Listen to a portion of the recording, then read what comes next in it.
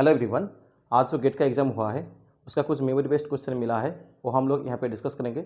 और इस बार का एग्ज़ाम पेपर का लेवल क्या था वो स्टूडेंट से अभी तक जो फीडबैक मिल रहा है।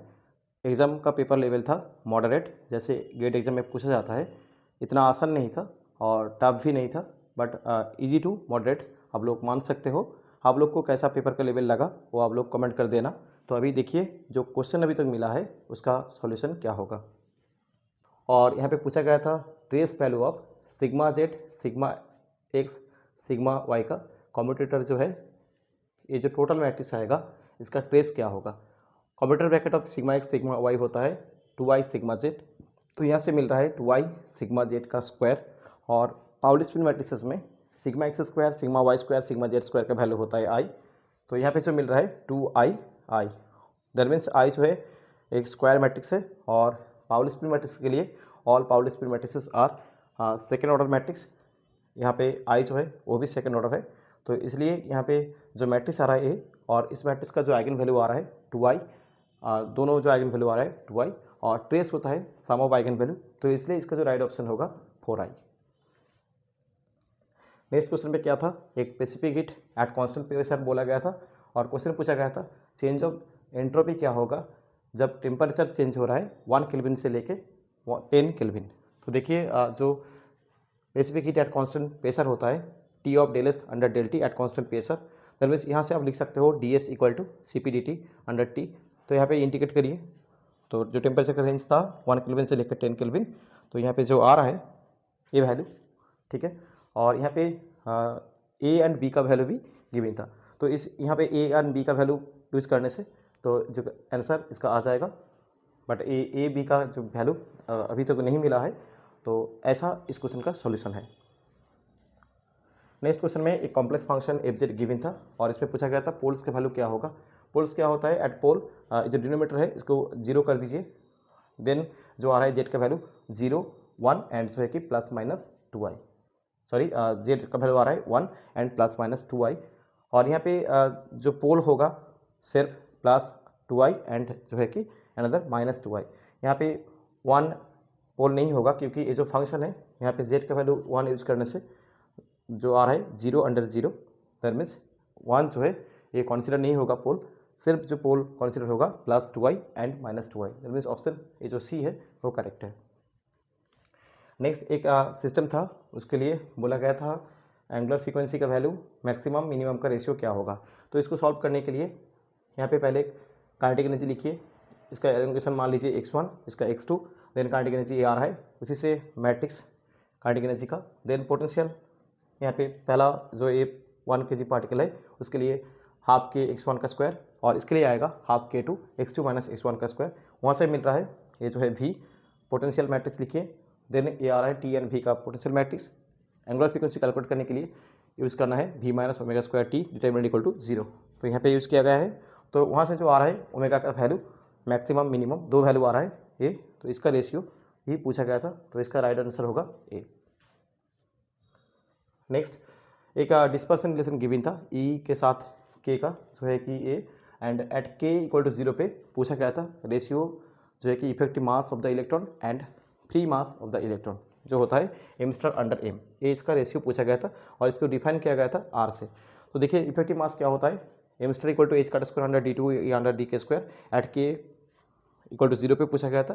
तो यहाँ से ई जो था यहाँ से D to under D K square आ रहा है स्क्वायर बी कॉस के, और यहाँ पे के का वैल्यू यूज करिए, इसलिए आ रहा है कॉस के cos 0 that is equal to square B. ये आ रहा है D two E under D K square का वैल्यू। देन यूज़ करिए इफेक्टिव मास का जो फार्मूला था यहीं पे जो मिल रहा है एच का स्क्वायर अंडर स्क्वायर बी। और ये जो है मास है free electron of the mass.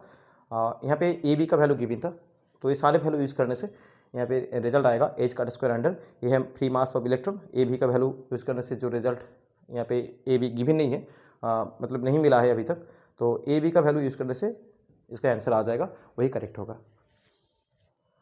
Next question में एक एन का वैल्यू गिवन था। एन जो है नंबर डेंसिटी जो होता है N equal to number under volume, ठीक है। और 3 डायमेंशन केस में फार्मी एनर्जी पूछा गया था। फार्मी एनर्जी का फॉर्मूला होता है एच का square under 2m 3 square N whole over 2/3।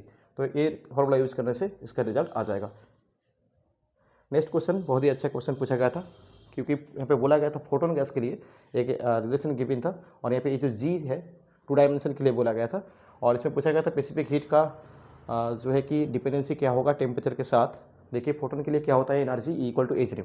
Then D dimensional photon के लिए जो न्यू के साथ डिजेनर्जी होता है जी इज प्रोपोर्शनल टू जो है कि न्यू ओवर डी माइनस 1, ठीक है। और ये जी का जो वैल्यू है यहाँ पे 2 डायमेंशन बोला गया था, दैट मीन्स यहाँ पे डी के रिप्लेस में आएगा 2, तो ये आ रहा है डिपेंडेंसी न्यू के साथ। तो यहाँ पे यूज़ करिए जी का वैल्यू, देन यहाँ पे जो आ रहा है जस्ट डिपेंडेंसी लीजिए new square of D new. यहाँ पे एक न्यू था, ठीक है, और यहाँ पे एक न्यू आ रहा है जी के साथ, तो दैट मीन्स ये आ रहा है न्यू स्क्वायर और यहाँ पे डी न्यू था।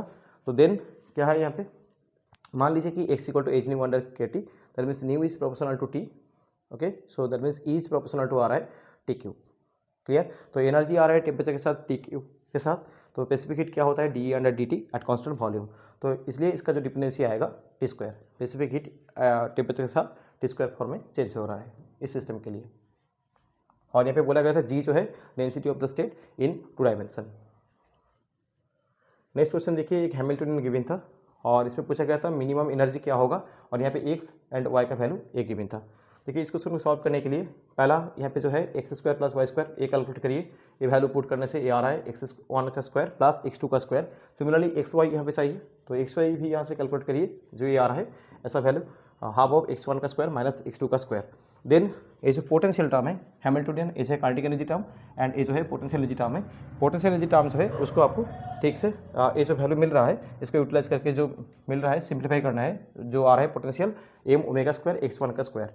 देन यहाँ पे जो है लैप्लेसियन ऑपरेटर गिवन है, और ये क्या होता है invariant for the orthogonal rotation, तो इसलिए अंडर ऑर्थोगोनल रोटेशन तो क्या है कि ये आप लिख सकते हो del square under del X square plus del square under del Y square equal to del Y square equal to del square under del x1 का square plus del square under del x2 का square, ठीक है। तो यहाँ से आपको लिखना है बस ये जो हैमिल्टनियन था उसको सिंप्लीफाई करिए, बस ये जो सारे मिल रहा है वैल्यू ये सारे यूज़ करने से ये आ रहा है हैमिल्टनियन, बस यही तक आपको लिखना था। देन आपको यहाँ से सिलेक्ट करना है कि ये जो x1 के जो फॉर्म आ रहा है x1 से जो फॉर्म आ रहा है, ये देखिए ये जो है ना काइनेटिक एनर्जी टर्म है और ये जो है पोटेंशियल एनर्जी टर्म है, दैट मीन्स ये general form of the harmonic oscillator. और यहाँ पे देखिए पोटेंशियल एनर्जी टर्म प्रेजेंट नहीं है, दैट मीन्स पोटेंशियल एनर्जी का वैल्यू 0 है, दैट मीन्स ये जो बिहेवियर आ रहा है फ्री पार्टिकल का, ठीक है, ये एनर्जी टर्म आ रहा है फ्री पार्टिकल का और ये आ रहा है हार्मोनिक ऑसिलेटर का।